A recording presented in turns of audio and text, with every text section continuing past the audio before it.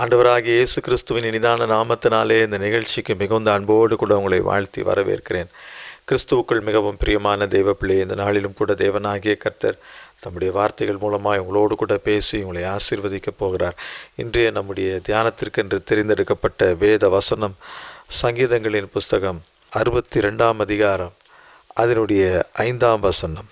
என் ஆத்துமாவே தேவனையே நோக்கி அமர்ந்திரு, நாம் நம்புகிறது அவராலே வரும். தாவீது ராஜா தன்னுடைய ஆத்துமாவை பார்த்து சொல்லுகிற ஒரு காரியம், என் ஆத்துமாவே நீ தேவனையே நோக்கி அமர்ந்திரு, நாம் நம்புகிறது அவராலே வரும். அவர்தான் நமக்கு ஒத்தாசை அனுப்புகிறவர், அவர்தான் நமக்கு எல்லாவற்றையும் கொடுக்கிறவர், நாம் நம்புகிற காரியத்தை வாய்க்க பண்ணுகிறவர் அவர்தான். ஆகவே தேவனை நோக்கி அமர்ந்து என்று சொல்லி அவர் தன்னுடைய ஆத்துமாவை பார்த்து சொல்லுகிறார். அதே அதிகாரம் 1ஆம் வசனத்திலே தாவீது ராஜா சொல்லும் பொழுது சொல்லுகிறார், தேவனையே நோக்கி என் ஆத்துமா அமர்ந்திருக்கிறது, அவரால் என் ரட்சிப்பு வரும், அவரால் எனக்கு ஒரு மீட்பு வரும் என்கிற ஒரு ஆழமான நம்பிக்கை, விசுவாசம். ஆகவே தேவனை நோக்கி என் ஆத்துமா வாஞ்சித்து அமர்ந்திருக்கிறது என்று சொல்லி நாம் பார்க்கிறோம்.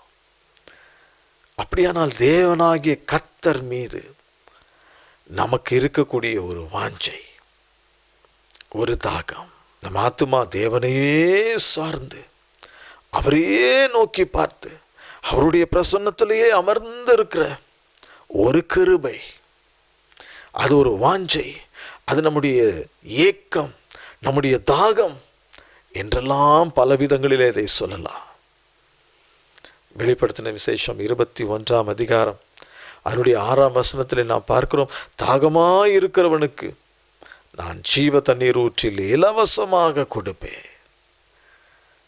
நான் கொடுக்கும் தண்ணீரை குடிக்கிறவனுக்கு தாகம் உண்டாகாது என்று சொல்லி இருக்கிறார்.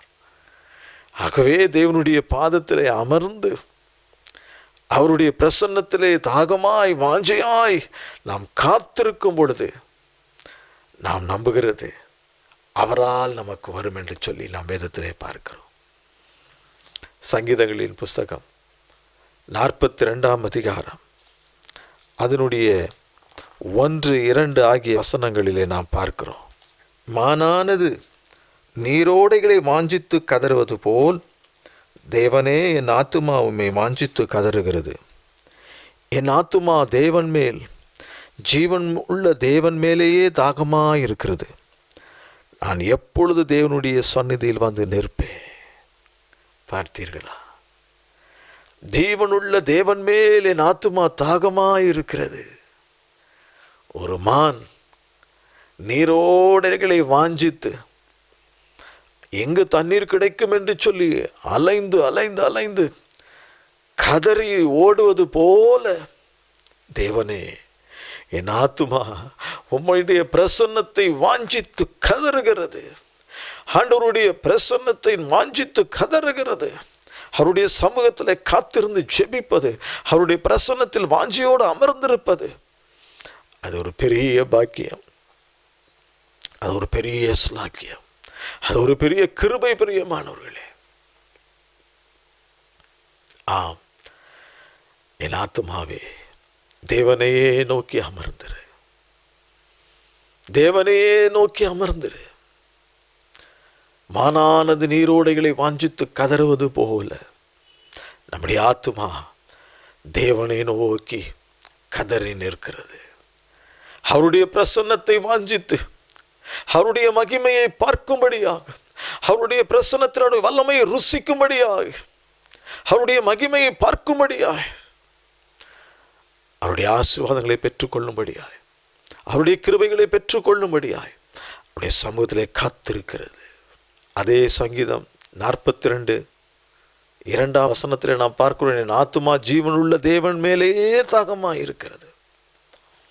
நான் எப்பொழுது தேவனுடைய சந்நிதியில் வந்து நிற்பேன். ஜீவனுள்ள தேவனுடைய பிரசன்னத்தையே என் ஆத்துமா விரும்புகிறது. நான் எப்பொழுது அவருடைய பிரசன்னத்திலே வந்து நிற்பேன் என்று சொல்லி தாகத்தோடு வாஞ்சையோடு கூட ஆத்துமா அமர்ந்திருக்கிறது. அப்பொழுது மட்டுமே நாம் நம்புகிறது அவரால் கிடைக்கும் நமக்கு. அதே போல சங்கீதங்களின் புஸ்தகம் 63ஆம் அதிகாரம் அதனுடைய 1ஆம் வசனத்திலே நாம் பார்க்கிறோம். தேவனே, நீர் என்னுடைய தேவன், அதிகாலமே உம்மை தேடுகிறேன். வறண்டதும் விடாய்த்ததும் தண்ணீர் அற்றதுமான நிலத்திலே என் ஆத்துமா உம்மேல் தாகமாயிருக்கிறது. என் மாம்சமானது உம்மை வாஞ்சிக்கிறது. பார்த்தீர்களா? அதிகாலையில் நான் உம்மை தேடுவேன் ஆண்டவரே. நீர் என் தேவன், அதிகாலையில் உம்மை தேடுவேன். அதிகாலை எப்பொழுது விடியும் என்று சொல்லி காத்திருந்து, எப்பொழுது அதிகாலை வரும் என்று சொல்லி காத்திருந்து, அவருடைய பிரசன்னத்திற்கு நேராய் ஓடி அமர்ந்து அவரை நோக்கி பார்க்கிற ஒரு அனுபவம், இது மிக மிக முக்கியமான ஒரு காரியம். அப்பொழுது அவர் என்ன செய்கிறார்? வறண்டதும் விடாய்த்ததும் தண்ணீரற்றதுமான நிலத்திலே என் ஆத்துமா உம்மேல் தாகமாயிருக்கிறது. என் மாம்சமானது உம்மை வாஞ்சிக்கிறது. ஆவிக்குரிய வறட்சி, தண்ணீரற்ற ஒரு நிலை. ஆனால் அங்கே எனக்கு ஒரு தாகம். தேவனுடைய பிரசன்னத்திலே வந்து நிற்கும் பொழுது அவருடைய பிரசன்னத்தை நான் உணர வேண்டுமே, அவருடைய மகிமை நான் ருசி பார்க்க வேண்டுமே, தேவனுக்குள் நான் களி கூர்ந்து மகிழ வேண்டுமே என்று சொல்லி ஒரு வாஞ்சை, ஒரு விருப்பம், ஒரு ஏக்கம். வறண்டதும் விடாய்த்ததும் தண்ணீர் அற்றதுமான நிலத்திலே என் ஆத்துமாவின் மேல் தாகமாயிருக்கிறது. ஒருவேளை ஆண்டவருடைய பிரசன்னத்தை சில சூழ்நிலைகளில் நாம் இழந்தது போல காணப்பட்டாலும், அப்படிப்பட்ட நிலையிலும் நம்முடைய ஆத்துமா தேவனுடைய பிரசன்னத்திலே தாகமாயிருக்கிறது. உம்மேல் தாகமாயிருக்கிறது ஆண்டவரே என்று சொல்லி ஓடுகிற ஒரு வாழ்க்கை. என் ஆத்துமா தேவனையே நோக்கி அமர்ந்திரு. என் ஆத்துமாவே தேவனையே நோக்கி அமர்ந்திரு. நாம் நம்புகிறது அவராலே வரும். தேவனை நோக்கி என் ஆத்துமா அமர்ந்திருக்கிறபடினால் அவரால் எனக்கு ரட்சிப்பு வரும். அவரால் எனக்கு ஒரு மீட்பு, ஒரு விடுதலை, ஒரு சுகம் உண்டாகும். லூக்கா எழுதின சுவிசேஷம் அதனுடைய 10ஆம் அதிகாரத்திலே கடைசி பகுதிகளிலே நாம் பார்க்கிறோம். மார்த்தாள், மரியாள் என்ற 2 சகோதரிகள். அதிலே மார்த்தாள் அநேக காரியங்களை செய்து கொண்டு ஓடிக்கொண்டிருக்கிறாள். மரியாளோ தேவனுடைய பாதத்திலே அமர்ந்து, தேவனுடைய பாதத்திலே அமர்ந்து அவருடைய பிரசன்னத்திலே அவருடைய சத்தத்தை கேட்டு கொண்டிருந்தாள்.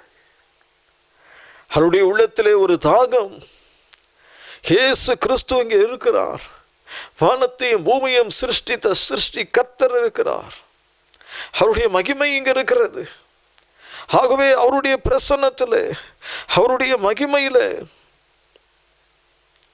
நான் அவருடைய இரக்கத்திற்காக, அவருடைய மகிமையிலே நான் தாகமாயிருக்கிறேன்.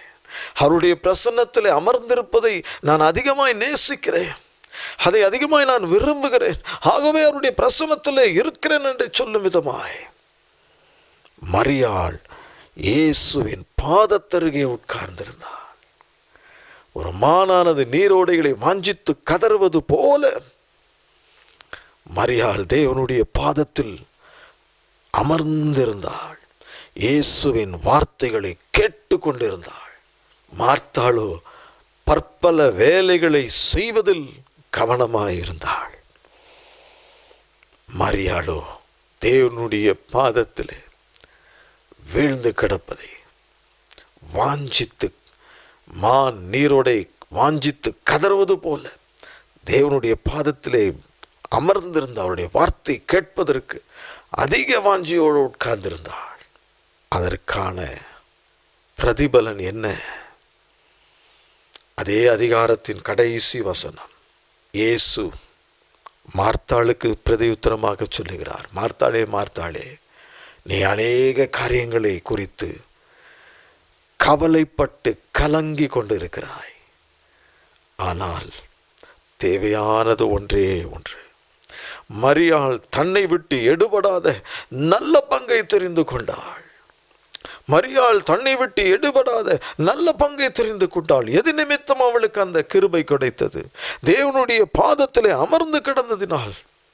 மானானது நீரோடைகளை வாஞ்சித்து கதறுவது போல தேவனே என் ஆத்துமா உமேல் வாஞ்சித்து கதறுகிறது என்று சொல்லி ஆண்டவருடைய பாதத்திலே விழுந்து கிடந்த மரியாள், ஆண்டவருடைய பிரசன்னத்திலே அமர்ந்திருந்த அவருடைய வார்த்தைக்கு செவி கொடுத்த மரியாள் தன்னை விட்டு எடுபடாத நல்ல பங்கை பெற்றுக்கொண்டாள்.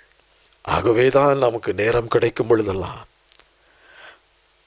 ஆண்டவருடைய பிரசன்னத்திலே காத்திருந்து ஜெபிக்க வேண்டும்.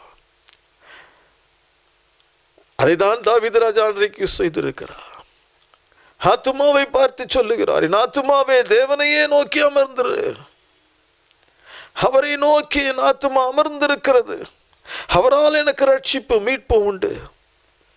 நான் நம்புகிறது என் தேவனால் வரும் என்று சொல்லி தாவீது ராஜா சொல்லுகிறார். மரியாள் தன்னை விட்டு எடுபடாத நல்ல பங்கை தெரிந்தெடுத்தாள் என்று சொல்லி இயேசு கிறிஸ்து சொல்லி போனார். இன்றைக்கும் மரியாளை போல தேவனுடைய பிரசன்னத்திலே அவருடைய கிருபையை வாஞ்சித்து நாமும் அமர்ந்திருக்கும் பொழுது அவருடைய இரக்கங்களை நாமும் பெற்றுக்கொள்ள முடியும். நல்ல பங்கை, நல்ல கிருபைகளை, ஆசீர்வாதங்களை நாம் பெற்றுக்கொள்ள முடியும். நாம் நம்புகிறது அவராலே வரும். நம் ஆத்துமா தேவனை நோக்கி அமர்ந்திருக்க வேண்டும். அப்பொழுது மட்டுமே இந்த ஆசீர்வாதங்களை நாம் பெற்றுக்கொள்ள முடியும். இதற்கென்று நம்மை ஒப்பு கொடுப்போமா பிரியமானவர்களே? கண்களை மூடி ஆண்டவரை நோக்கி பார்ப்போம். தகப்பனே, உம்முடைய வார்த்தைகளுக்காக, வசனங்களுக்காக நன்றி.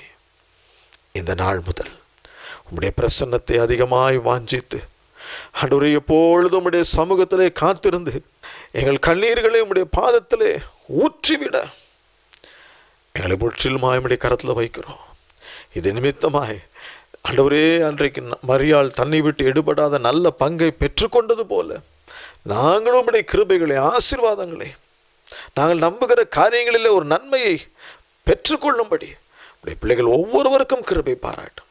ஒவ்வொருவரையும் ஆசீர்வதி. இயேசுவின் நாமத்தில் கேட்கிறேன் பிதாவே, ஆமென். கர்த்தர் தாமே உங்களை ஆசீர்வதிப்பாராக. ஆமென்.